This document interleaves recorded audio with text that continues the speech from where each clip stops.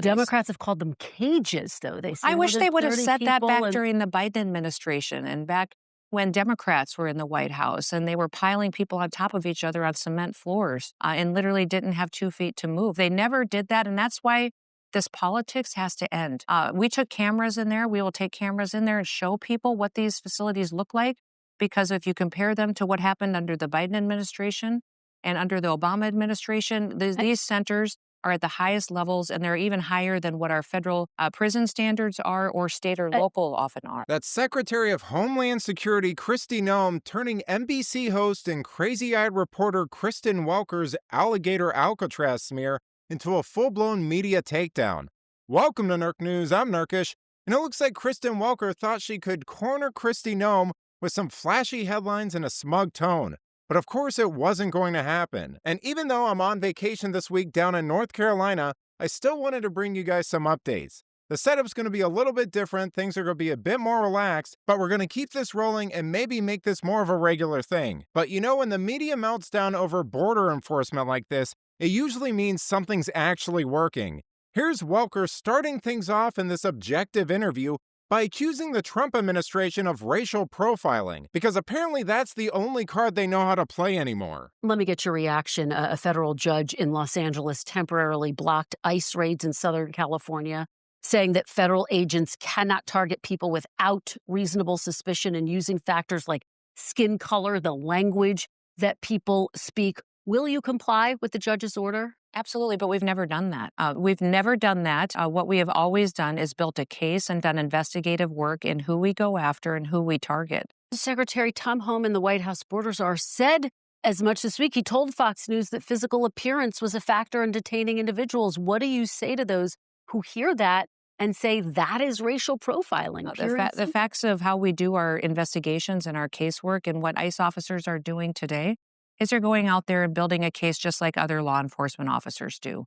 They're going out there and doing the investigative work, gathering the information to decide how we're going to run our ops and how we're going to target individuals. And overwhelmingly, people have heard the president say over and over again about how important it is that we continue to go after the worst of the worst. This week, we've got murderers off the street, rapists, child pedophiles. If you look at that marijuana grow facility that we recently just did an operation on, over 319 individuals were brought into custody and 14 unaccompanied children that means that they don't have their parents with them. They're working in a facility where they could be exploited, trafficked, maybe sex trafficked. And then we've got individuals there who are working at the same facility who are creating, distributing, and taking advantage of children for child pornography. So this is something that President Trump has taken seriously, is protecting children while we're doing Couple this. more here. You know, this is the exact kind of dishonesty people are getting sick of. Welker leads with the same lazy, race-baiting playbook the left has always turned to, completely ignoring the data and pretending law enforcement can't identify patterns based on prior criminal behavior. I mean, this is the same network that said nothing when Biden detained migrants in outdoor cages with no oversight, but suddenly it's a humanitarian crisis now. It's Trump's first term all over again. And the reality is the Trump administration is deporting criminals, many with prior convictions, and targeting high-risk individuals. That's called protecting the country. Here's Tom Hman explaining how the media twisted his words and played dumb on purpose. Well, first of all, let me be clear. Physical description can't be the sole factor to give you reasonable suspicion. As I said in an interview, it's articulable facts with an S. So appearance can be just one. For instance, if someone has an MS-13 tattoo on their face, that may be one factor to add to other factors to raise reasonable suspicion. I want to be clear about that again because my words are taken out of context. Physical description cannot be the sole reason to detain and question somebody. That can't be the sole reason to raise reasonable suspicion. It's a myriad of factors, and I can sit here for the next half hour and give you all the factors.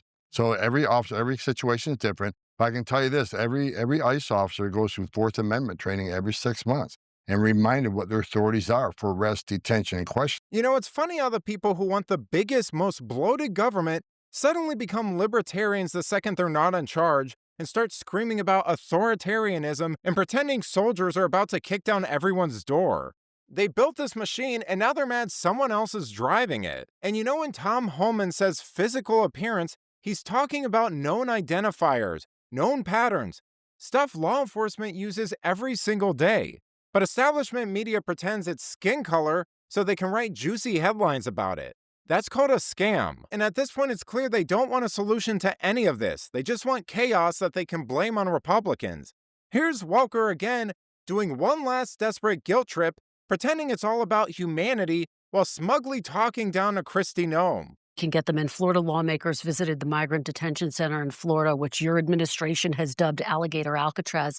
Congresswoman Debbie Wasserman Schultz said that the conditions there are inhumane, more than 30 people stuffed into a jail cell. She said they get their drinking water and they brush their teeth from the same place where they go to the bathroom. Madam Secretary, what do you say to these lawmakers who argue this is not humane treatment of individuals, of humans? Well, our detention centers at the federal level are held to a higher standard than most local or state centers and even federal prisons. The standards are extremely high. Now, this is a state-run facility at Alligator Alcatraz, More than 30 but they have people stuffed into a jail they have cell? a contrast. Well, I've been there and I've seen these rooms that they are in. I wouldn't call them jail cells. I would call them a facility where they are held and that are secure facilities, but are held to the highest levels of what the federal government requires for detention facilities. And yet your deportation policies are different, and you are finding new facilities, including this one, Alligator Alcatraz, and you say there could be more very quickly. We are looking for more information and how we can get more detention centers. But I would encourage people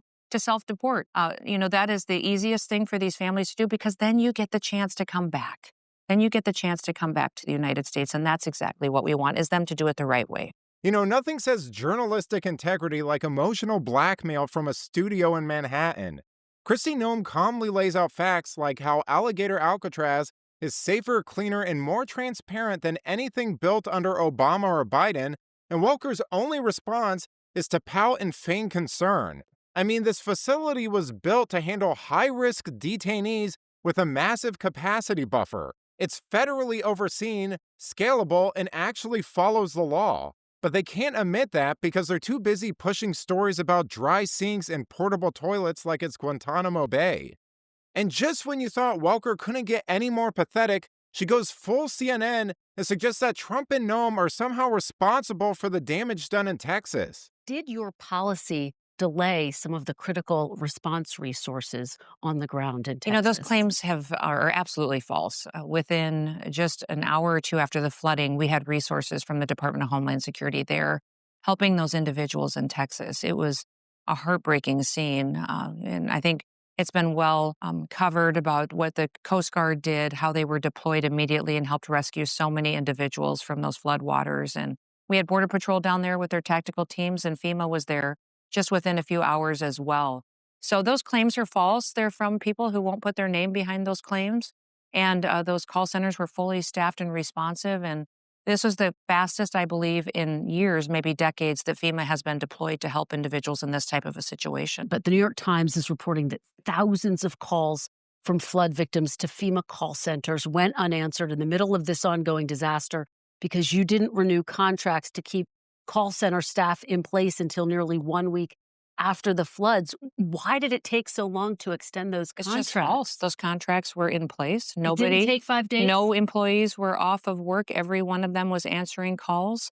So false reporting, fake news, and it's discouraging. It's discouraging that during this time when we have such a loss of life and so many people's lives have turned upside down, that people are playing politics with this because the response time was immediate. And if you talk to anyone in Texas that was there, that was a part of this operation, they would say the federal government and President Trump immediately responded. That report needs to be validified. I'm not certain it's accurate, and I'm not sure where it came from. And the individuals who are giving you information out of FEMA, I'd love to have them put their names behind it, because the anonymous attacks to politicize this situation is completely wrong.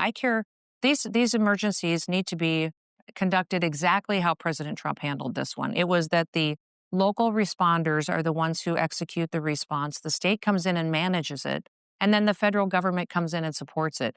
And as soon as Texas asked for anything, we were there. CNN tried this too, claiming Doge cuts played a role in the flood deaths, even though they hadn't even gone into effect yet. Then they had to walk it back quietly when the backlash hit. Who wasn't blamed for FEMA disasters under Biden? Biden. Let's be serious. During the hurricanes, FEMA ignored 2.3 million calls And areas in Hawaii still have people without permanent housing from the wildfires. Where are the media tears then? But now, because Trump made DOGE cuts and Noem put in contract controls for spending, they act like his administration's responsible for the disasters. Never mind that Trump toured the site, FEMA deployed early, and contracts were renewed within days to restore service. But let me know what you think. Did the Trump administration drop the ball in its FEMA response? Let me know in the comments, and if you enjoyed this video, please give it a like and subscribe to the channel. That stuff really does help us out. Until then, this has been Nerk News. Thanks for watching. Bye!